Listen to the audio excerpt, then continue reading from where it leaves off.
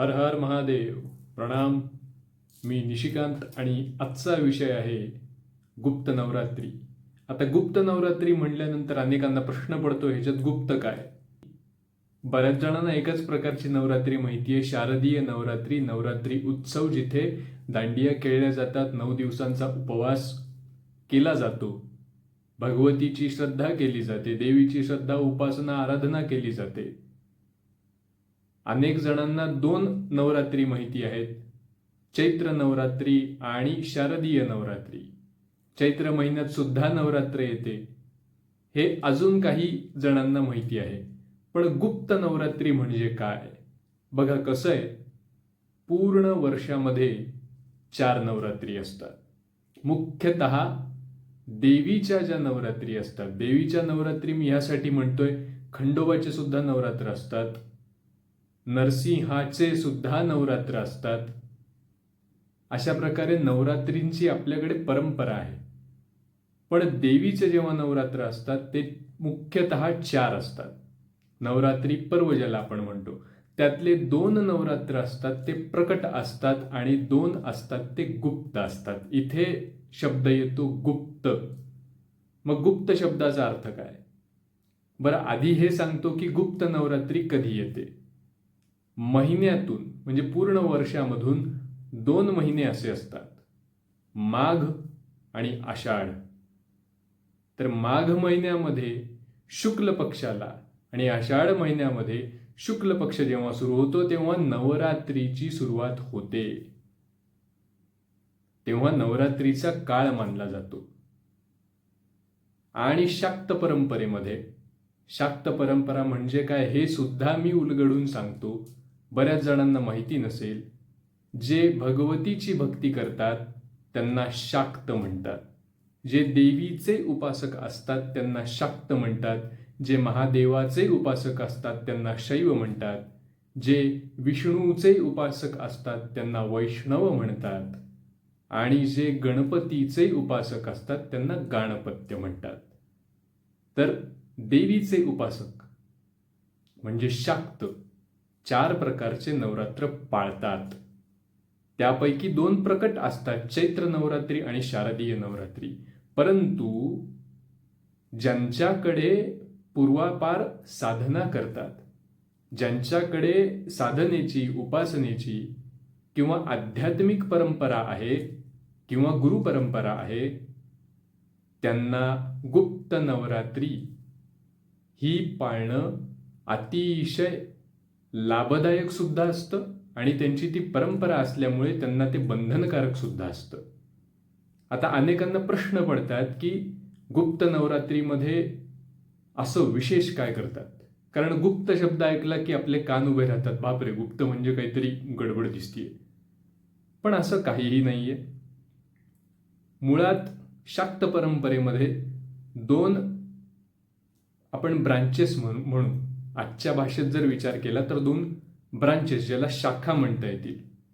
एक आहे श्रीकुल, एक आहे कालीकुल.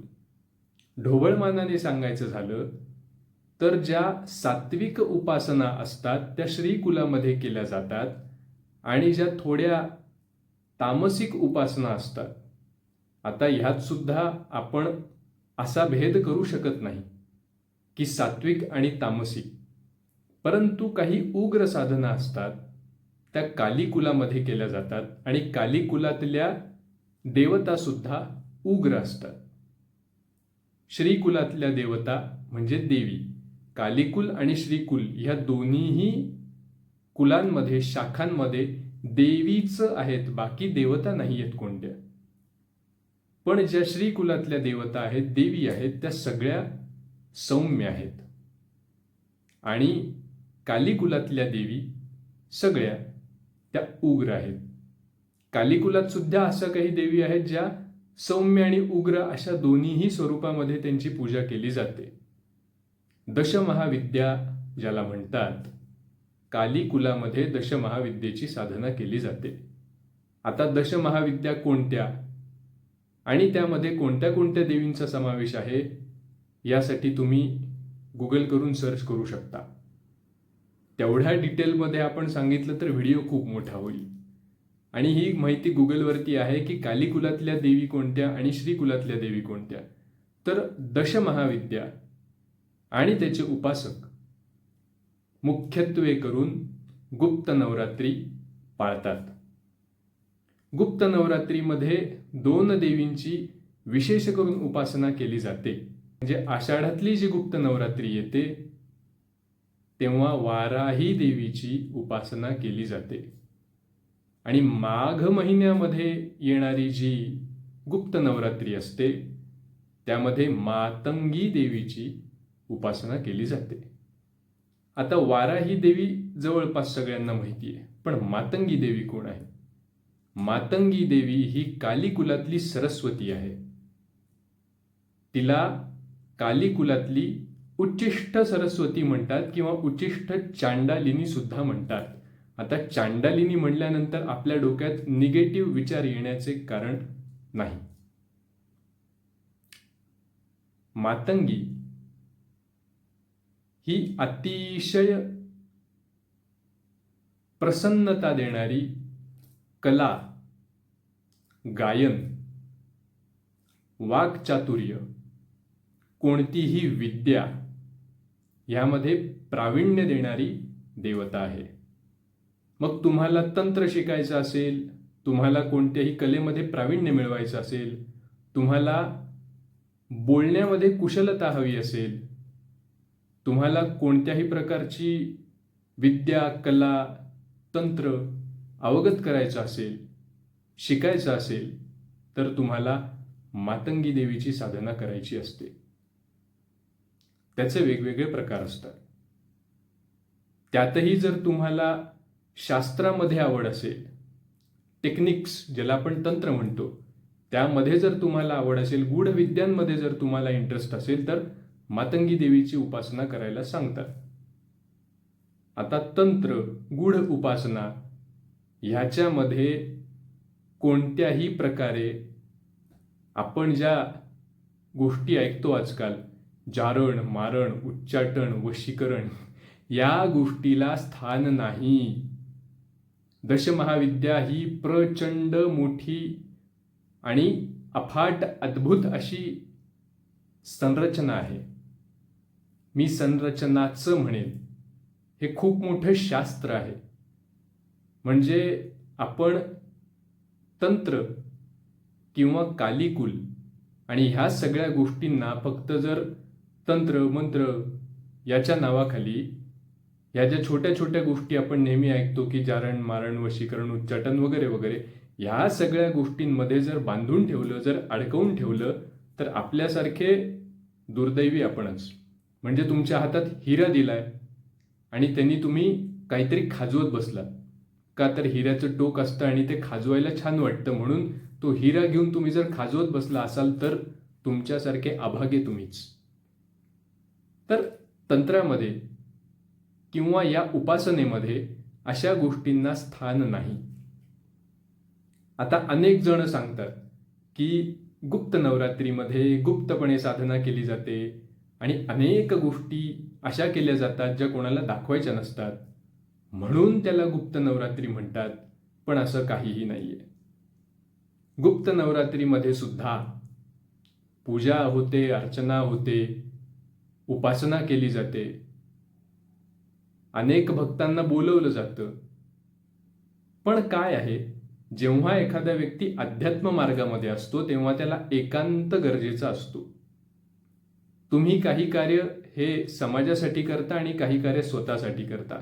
तर गुप्त नवरात्रीमध्ये स्वतःला चार्ज करण्यासाठी उपासना केली जाते. तेव्हा एकांत पाळला जातो किंवा आपल्यासारखे जे लोक असतात, म्हणजे आपल्या ऊर्जेला मॅच होणारी ज्यांची ऊर्जा असते, म्हणजे जसे गुरु आणि शिष्य किंवा गुरुबंधू, अशा लोकांसोबतच बसून उपासना करतात, म्हणून त्याला गुप्त नवरात्री म्हणतात.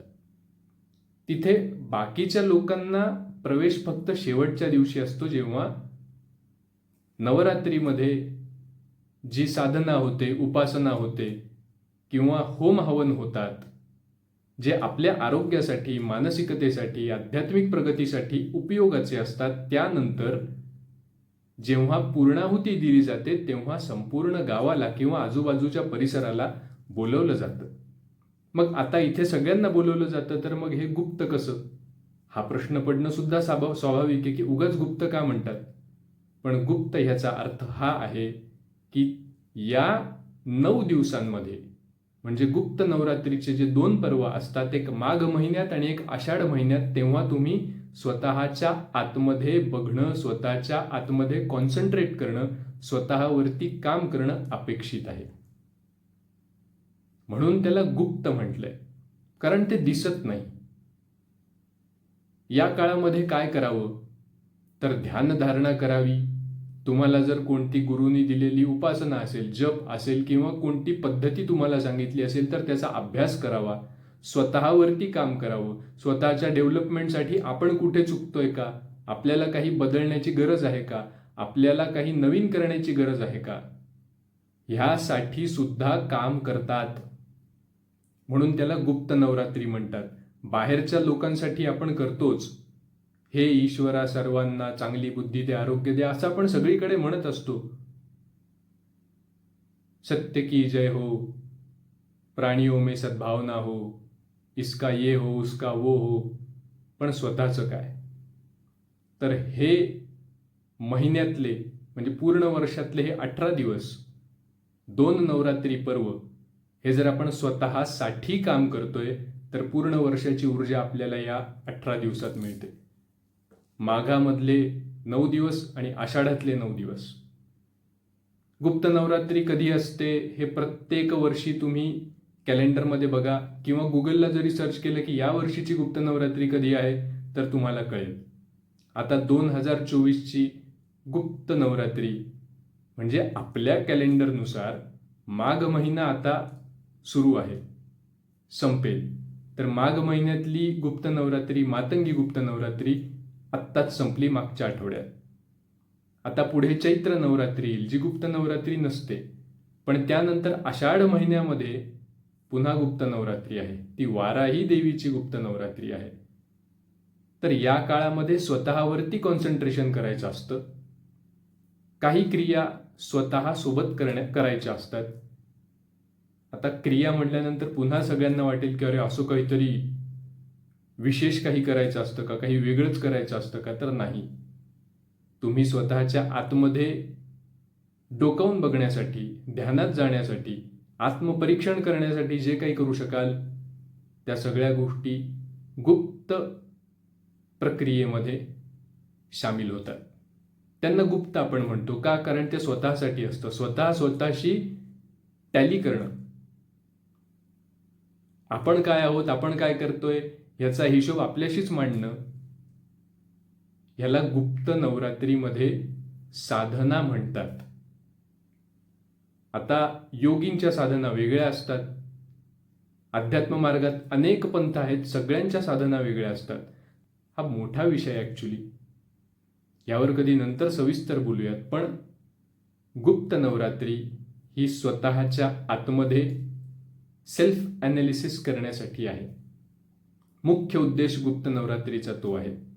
मग सेल्फ ॲनालिसिस करण्यासाठी, आत्मशुद्धी करण्यासाठी आपल्या आतला कचरा, ज्याला आपण क्लिन्झिंग म्हणतो, आजकालच्या फॉरेनच्या लँग्वेजमध्ये आपण क्लिन्झिंग नाही, मी आता टॉक्झिक काय म्हणतात त्याला,